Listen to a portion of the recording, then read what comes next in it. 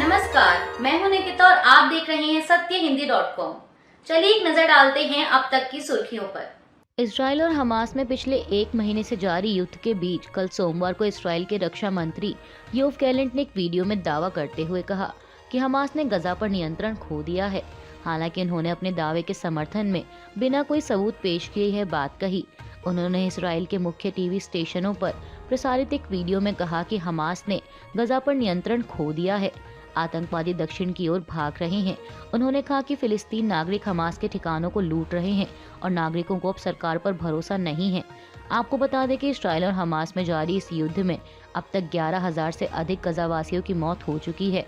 Hamas द्वारा नियंत्रित गजा के उप स्वास्थ्य मंत्री यूसुफ अबू रिश ने कहा कि ऊर्जा की कमी के कारण क्षेत्र के उत्तर में सभी अस्पताल सेवाएं देने में अक्षम हैं और इस स्थिति में हाल ही में गजा के सबसे बड़े अल शिफा अस्पताल में 7 नवजात बच्चों और 27 मरीजों की मौत हो गई। गजा लगभग पूरी तरह से इसराइल घेराबंदी के अधीन है और भोजन, ईंधन और अन्य बुनियादी आपूर्ति की कमी है। वहीं फिलिस्तीनी प्रधानमंत्री मोहम्मद शतेह ने सोमवार को यूरोपीय संघ और संयुक्त राष्ट्र से गजा में पैराशूट सहायता का आह्वान किया। इसराइल और हमास में जारी युद्ध के बीच इस्राएली सेना ने सोमवार को वीडियो और तस्वीरें साझा करते हुए दावा किया कि उसने गजा में बच्चों के अस्पताल के तहखाने में हमास द्वारा संग्रहित हथियार बरामद किए हैं। इसराइल सेना ने यह भी कहा कि इस तहखाने को देखकर लगता है कि यहाँ बंधकों को रखा गया था। इसराइल के सैन्य प्रवक्ता रियर एडमिरल डैनियल हगारी ने कहा कि सैनिकों को रांटीसी अस्पताल के तहखाने में हमास के आतंकवादियों द्वारा हथगोले, आत्मघाती जैकेट और अन्य विस्फोटकों सहित हथियारों के भंडार के साथ एक कमांडर सेंटर मिला था। हगारी ने टेलीविजन ब्रीफिंग के दौरान ये भी कहा कि और हमें ऐसे संकेत भी मिले हैं जो संकेत देते हैं कि हमास ने यहाँ बंधकों को रखा है। यह फिलहाल हमारी जांच के अधीन है, लेकिन हमारे पास ऐसी खुफिया जानकारी भी है जो इसकी पुष्टि करती है। प्रधानमंत्री मोदी आज मंगलवार 14 नवंबर से 2 दिवसीय झारखंड दौरे पर रहेंगे। इस दौरान वे झारखंड के लोगों को 7,200 करोड़ रुपए की परियोजनाओं की सौगात देंगे। इन परियोजनाओं में रेल, सड़क, शिक्षा, कोयला, पेट्रोलियम और प्राकृतिक गैस जैसे कई क्षेत्र शामिल हैं। इसके साथ ही वह प्रधानमंत्री किसान सम्मान निधि योजना के तहत 18,000 करोड़ रुपए की 15वीं किस्त भी जारी करेंगे। और कल बुधवार 15 नवंबर को आदिवासी नायक बिरसा मुंडा की जयंती पर प्रधानमंत्री मोदी उनके जन्म स्थल से विकसित भारत संकल्प यात्रा को हरी झंडी दिखाएंगे और साथ ही एक जनसभा को संबोधित करेंगे। बता दें कि बिरसा मुंडा के जन्म दिवस को जनजातीय गौरव दिवस के रूप में मनाया जाता है। ऐसे में जनजातीय गौरव दिवस के मौके पर प्रधानमंत्री मोदी विशेष रूप से कमजोर जनजातीय समूहों यानी पीवीटीजी के लिए 24,000 करोड़ रुपए की योजना भी शुरू करेंगे। इससे 28 लाख आदिवासियों का समग्र विकास होने की बात कही गई है।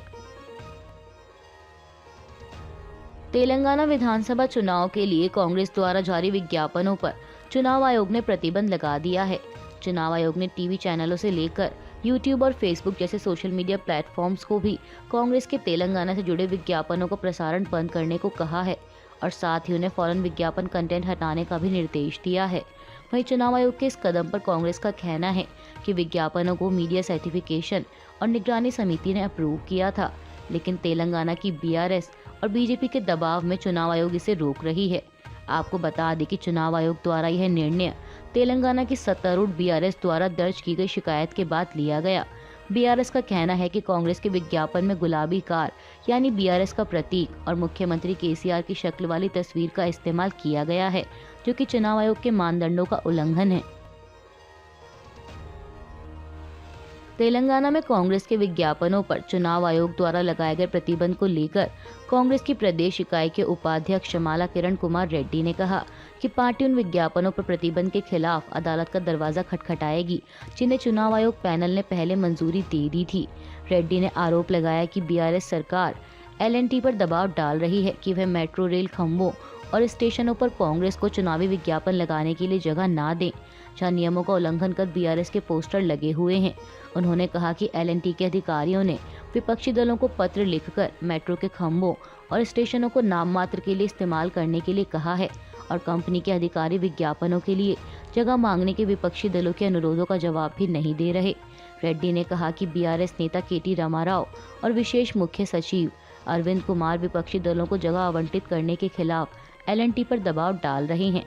टीपीसीसी के उपाध्यक्ष ने कहा कि इस मामले को लेकर हम मुख्य निर्वाचन अधिकारी विकास राज से मिलेंगे और इन मुद्दों को उनके संज्ञान में लाएंगे, और अगर वे न्याय करने में विफल रहते हैं तो हमारे पास अदालतों का दरवाजा खटखटाने के अलावा कोई विकल्प नहीं बचेगा।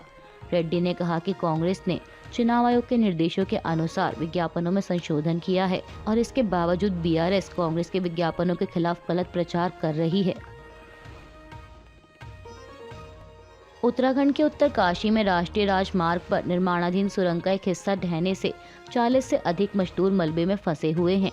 48 घंटों से अधिक समय से फंसे इन मजदूरों को टनल से निकालने का हर संभव प्रयास जारी है। रेस्क्यू टीम उन तक पहुंचने और उन्हें बाहर निकालने के लिए रास्ता बनाने की कोशिश कर रही है। यह दूरी लगभग 40 मीटर की है। अधिकारियों के मुताबिक टनल को ब्लॉक करने वाले लगभग 21 मीटर स्लैब को हटा दिया गया है और अभी 19 मीटर मार्ग को साफ किया जाना बाकी है। जिला आपदा प्रबंधन अधिकारी देवेंद्र पटवाल ने सोमवार को बताया कि हरिद्वार से 900 मिलीमीटर की पाइपलाइन लाई जा रही है और इस विशाल पाइप को ढहे हुए हिस्से में धकेलने में लगभग 24 घंटे लगेंगे। यदि वह सफल हो जाता है तो मजदूर उसी पाइप से रेंगकर बाहर निकल सकते हैं। उन्होंने कहा कि लेकिन पाइप को धकेलते समय उसमें कोई रुकावट या बड़ी दरार नहीं आनी चाहिए। सुरंग के अंदर मजदूरों के 5 से 6 दिनों तक जीवित रहने के लिए पर्याप्त ऑक्सीजन है, इसलिए मजदूरों को मंगलवार या बुधवार को बचाया जा सकता है।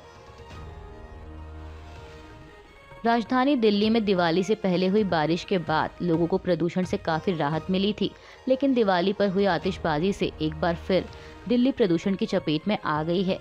केंद्रीय प्रदूषण नियंत्रण बोर्ड के अनुसार दिल्ली की हवा गंभीर श्रेणी में बनी हुई है। बात करें दिल्ली के इलाकों के AQI की, तो CPCB के आंकड़ों के अनुसार आज मंगलवार सुबह दिल्ली के RK पुरम का AQI 417 दर्ज किया गया। वहीं पंजाबी बाग में 410, ITO का 430 और जहांगीरपुरी का AQI 428 दर्ज किया गया। बता दें कि 400 से 500 के बीच AQI का होना बेहद गंभीर श्रेणी में माना जाता है। ऐसे में बढ़ते प्रदूषण के कारण लोगों को सांस लेने में दिक्कत, आंखों और सीने में जलन जैसी परेशानियों का सामना करना पड़ रहा है। राजधानी दिल्ली के बढ़ते प्रदूषण को नियंत्रित करने के लिए NDMC ने एक और कदम उठाया है। वायु गुणवत्ता प्रबंधन आयोग के निर्देश पर NDMC ने निजी वाहनों की पार्किंग फीस को दोगुना कर दिया। मीडिया रिपोर्ट्स के मुताबिक अब 31 जनवरी तक पार्किंग फीस दोगुनी ली जाएगी। इस फैसले के पीछे वजह बताई जा रही है नई दिल्ली इलाके में निजी वाहनों का आवागमन कम करना। बता दें कि NDMC द्वारा यह आदेश कल सोमवार को जारी किया गया, यानी अब कार पार्किंग के लिए जो 20 रुपए फीस थी वो 40 हो गई है और 2 व्हीलर्स के लिए जहां 10 रुपए पार्किंग फीस लगती थी अब वहां 20 रुपए देने होंगे। म्यांमार के चिन राज्य में हुए एयर स्ट्राइक के बाद पिछले 24 घंटे में पड़ोसी देश के 2000 से अधिक नागरिकों ने अंतर्राष्ट्रीय सीमा के जरिए भारत के मिजोरम राज्य में प्रवेश किया। इस बात की जानकारी एक अधिकारी द्वारा कल सोमवार को दी गई। मिजोरम के चम्फाई जिले की डिप्टी कमिश्नर ने समाचार एजेंसी PTI को बताया कि रविवार शाम को म्यांमार की सत्तारूढ़ जुंटा समर्थित सेना और मिलिशिया समूह पीपल्स डिफेंस फोर्स के बीच भीषण गोलीबारी हुई, जिसके बाद गोलीबारी से प्रभावित म्यांमारी नागरिक भारतीय सीमा में प्रवेश कर गए और उन्होंने मिजोरम के चम्फाई जिले के जोखावथर में शरण ली। आपको बता दें कि म्यांमार का चीन राज्य और भारतीय राज्य मिजोरम का चम्फाई जिला सीमा साझा करते हैं। कांग्रेस की तेलंगाना इकाई के प्रमुख रेवंत रेड्डी ने AIMIM चीफ असदुद्दीन ओवैसी पर कटाक्ष किया था, जिस पर अब ओवैसी ने पलटवार किया है। दरअसल रेवंत रेड्डी ने कहा था कि असदुद्दीन ओवैसी RSS की कठपुतली हैं। वह शेरवानी के नीचे खाकी निक्कर पहनते हैं और अल्पसंख्यक वर्ग को निशाना बनाकर राजनीति करते हैं। अब उनके इस बयान पर पलटवार करते हुए ओवैसी ने एक रैली के दौरान कहा कि आपके पास हमारे खिलाफ आलोचना करने के लिए कुछ भी नहीं है। आप हमारे कपड़ों और दाढ़ी के बारे में बोलते हैं और हम पर हमला करते हैं। आप RSS की कठपुतली हैं। भाजपा और कांग्रेस के बीच कोई अंतर नहीं है। उन्होंने TPCC के अध्यक्ष पर हमला जारी रखते हुए आगे कहा कि तेलंगाना प्रदेश कांग्रेस कमेटी प्रमुख ने चड्ढी पहनकर RSS सदस्य के रूप में शुरुआत की और फिर ABVP में चले गए। इसके बाद तेलुगु देशम में शामिल हो गए और अब कांग्रेस में आ गए हैं। किसी ने सही कहा है कि कांग्रेस के गांधी भवन पर मोहन भागवत का कब्जा है और वे जैसे चाहे कांग्रेस चलाएंगे। अभी के लिए बस इतना ही। बाकी की खबरों के लिए बने रहिए सत्यहिंदी.com के साथ।